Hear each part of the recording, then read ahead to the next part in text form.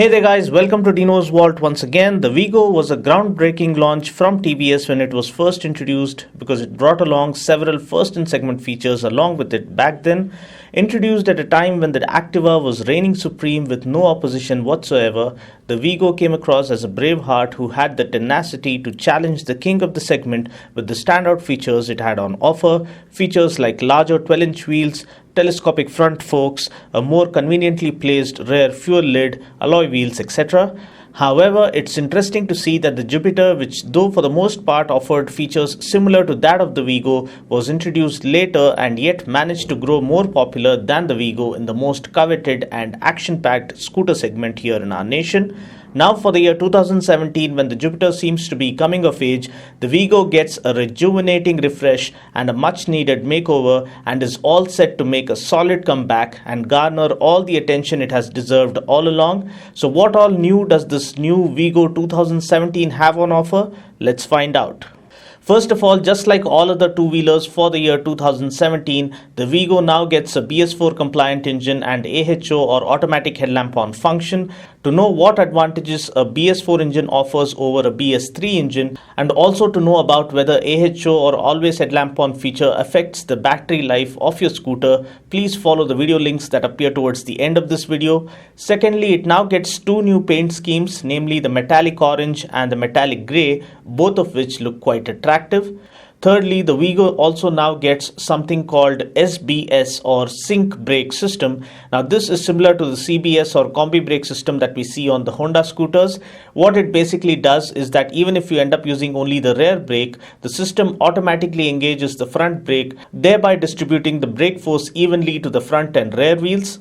Now this results in faster deceleration and a safer braking mechanism overall. Apart from the aforementioned new features, the Wego also gets a fully digital instrument console, which undoubtedly is a first in segment, although I believe this was already made available in the previous gen Wego as well.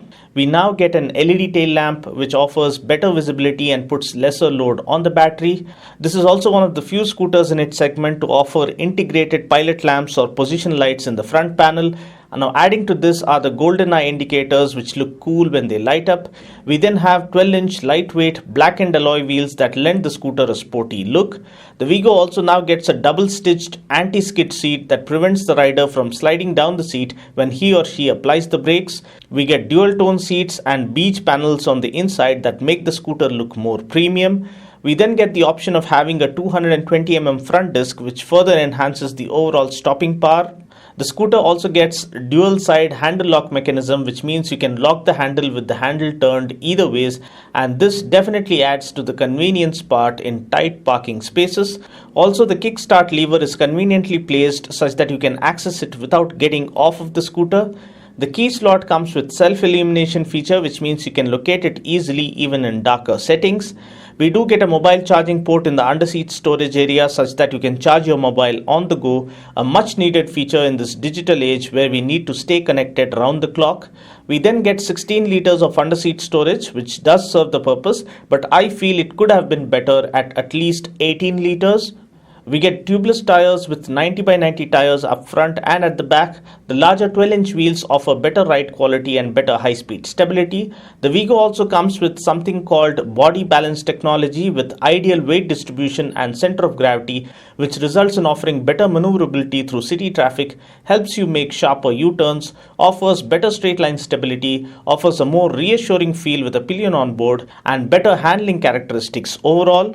Also, the Wego along with the Gusto offers the longest wheelbase in this segment of 1275mm, which results in better high-speed stability.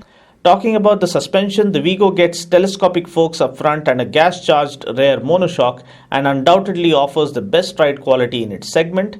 Design and looks wise, I feel this new orange metallic color looks striking and fresh and attractive, especially with the black alloys. It does carry a motor scooter feel with few premium touches here and there with the beach panels, the steel muffler guard, etc. The overall fit and finish and build quality feels solid. The scooter gets a full metal body, and I also like the stainless steel muffler guard that adds a premium feel to the scooter. Further justifying this is the fact that the TVS Wego has won the Best Executive Scooter Award from JD Asia Pacific for 2 years in a row, which is quite impressive. Now looking at the engine specs, powering the new Wego is a 4-stroke single-cylinder air-cooled 109.7cc engine that puts out a max power of 8 PS at 7,500 RPM and a max torque of 8.4 Newton meters at 5,500 RPM. Taking the Wego out for a short spin, the scooter is nice and refined and responsive as it has always been. The ride quality undoubtedly is among the best in segment thanks to the telescopic front forks and gas-charged rear monoshock. The larger 12-inch wheels along with the longer wheelbase result in the scooter feeling nice and planted at higher speeds. The seat feels a little more comfortable now compared to that of the preceding model, and yes, it does ensure that the rider doesn't slide down the seat when he hits the brakes. The scooter does feel well balanced overall and offers good handling similar to that of a motor scooter. The initial kick-off or pickup though is not as good as that of the Activa. However, it does manage to pull the rider and the pillion with relative ease without having to struggle. Overall, the scooter comes across as the most well-equipped package in its segment. Ground clearance is 150 mm, which is quite okay for our Indian road conditions. Seat height is 770 mm, again quite ideal for shorter as well as average height riders and for people up to 6 feet tall. Tank capacity is just 5 liters, but it is okay because scooters are used mostly within the city limits.